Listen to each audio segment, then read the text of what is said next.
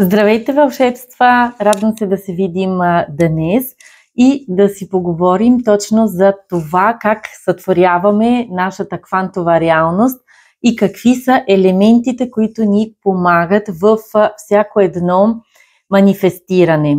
Манифестирането какво е всъщност? Манифестирането е свързването на нашата енергия с нашата мисъл. Енергия и мисъл. Мисълта олицетворява нашата съзнателна част, нашето съзнание. Това е целеустремената мисъл.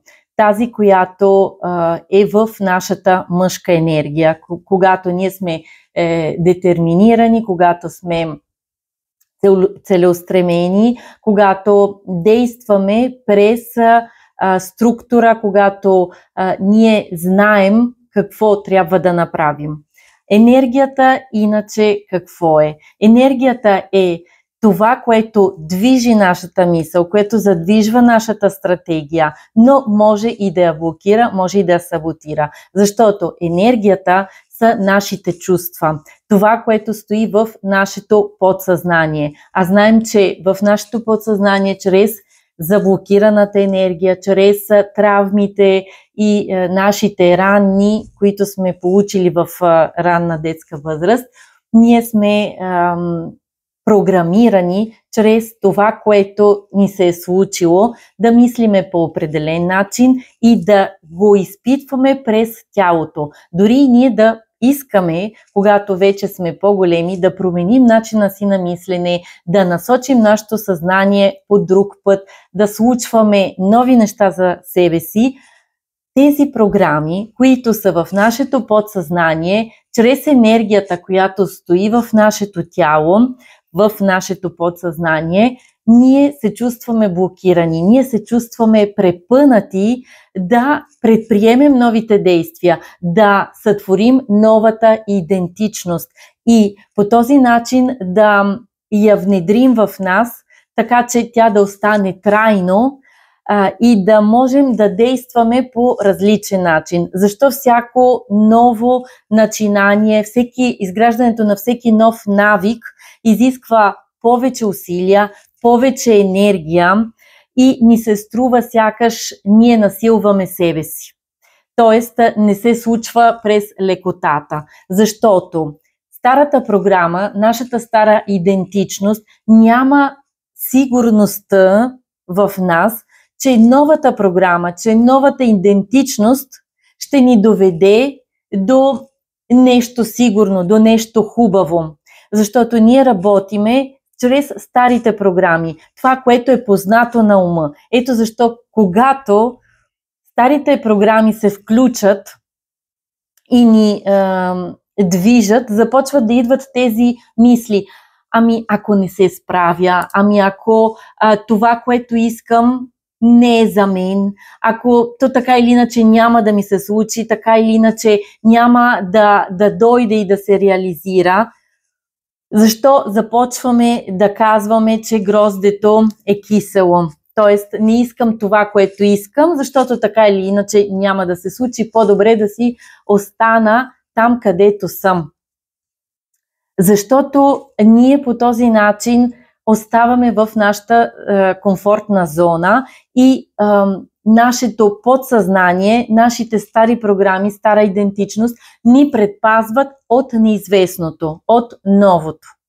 Но когато ние знаем, че заслужаваме нещо, че това ново можем да го случим и не се откажем, когато ние продължим да действаме и да изграждаме ден след ден новите невронни връзки, новата идентичност, по този начин ние разграждаме тези стари програми, тази стара идентичност, тя се разтваря, за да може да бъде заето нейното място от новата програма. И познайте какво, когато новата програма и новата идентичност са улегнали вече в нас и ние действаме чрез тази нова програма, тя се включва на автопилот и тогава ни става лесно, защото всичко, което влезе в подсъзнанието и стане познато за нас, стане удобно за нас, то влиза в нашият автопилот и когато нещо прави автопилота, то винаги е лесно. Не отиваме в банята с трудност всяка сутрин, за да си измием лицето и да си измием зъбите. Това от малки толкова ни е повтаряно, толкова пъти сме го правили, че сега дори и да мислим за нещо друго, да програмираме нашия ден, ние на автопилот измиваме лицето, гримираме се, миеме зъбите, обличаме се, дори не мислим, когато го извършваме. Когато шофираме колата и вече до толкова пъти сме минавали по този път, че ние дори не осъзнаваме кога пристигаме на работа, защото нашият автопилот го прави за нас. Тоест, програмата на този път, по който ние толкова време сме минавали и преповтаряли, по този начин ние можем да мислим за каквото и да е друго в момента, в който се движим. Ние дори не живеем тук и сега, когато сме с програмата на автопилот. Когато искаме да привлечем нашата енергия, да сме по-центрирани, разбира се, трябва да наблюдаваме всяко едно наше действие, какво правиме. Колко пъти ви се е случвало да тръгнете за едно място и когато се разконцентрирате, вашият автопилот никога не се разконцентрира и той ви отвежда на съвсем друго място, защото вие сте забравили на къде сте тръгнали. Вашият фокус, вашата мисъл не управлява повече превозното средство, а там се е включил вашият автопилот и дори завивате в посока, която не е предвидена в момента, но е посоката, която е така тренирана от вашият автопилот, за да ви отведе до едно от познатите места, на които много често ходите. И по този начин виждате как вашият автопилот ви помага в повечето случаи, защото той е това, което сте изградили във времето. Ако искате да изградите нещо ново, трябва да сте много концентрирани, да имате фокус върху това, което правите и да сте дисциплинирани. Да го правите дори когато не искате, дори когато смятате, защото вашият ум ще ви каже, че по-лесно е да не го правите сега. Може да ви заблуждава, може да ви дава вратички, през които вие да излизате, за да саботирате себе си, за да не постигнете това, което желаете. Ето защо е толкова важно да работим първо върху нашата мисъл и върху тези блокажи, ментални блокажи, които сами ни саботират, които сами ни спират ние да изградим тази увереност в себе си, тази самодисциплина, този фокус и този начин на позитивно виждане на нещата, за да можем да ги случваме, за да можем да изградим тези нови навици в себе си, които са ни необходими, много необходими, за да можем наистина да внедрим новата идентичност, да разтворим старата и да направим промяната вътре в нас. Всичко, което ние трябва да използваме от нашето подсъзнание, ние го имаме. Нашата интуиция също стои и е свързана с нашето подсъзнание. Ние много добре знаем дали нещо, което виждаме, нещо, което чуваме е полезно за нас. И ние имаме пълната отговорност дали да продължим да слушаме даденото нещо, дали то е в наш плюс, дали ни помага и дали ни вреди. Ние имаме възможността да променим нашият фокус, да спрем да даваме вниманието си. Това е ценното нещо, което ние можем да дадем. Нашето внимание на дадено нещо, на дадено събитие, на даден човек. Ако това, което правим в момента, не е полезно за нас, за нашето развитие, за пътя, за посоката, към която сме тръгнали, можем да изберем ние трябва да го направим. Това е наше задължение и наша отговорност. Можем да изберем да променим посоката, да променим обкръжението, защото обкръжението също проектира, също манифестира това, което ние искаме да сътворим. Или дори това, което ние не искаме да сътворим. Защото енергията на хората, които ни обкръжават, е тази, която ние абсорбираме. Ние отдаваме, но ние и взимаме. Има енергообмен непрекъснато с нашето обкръжение на енергия, на мисли, на виждане на нещата.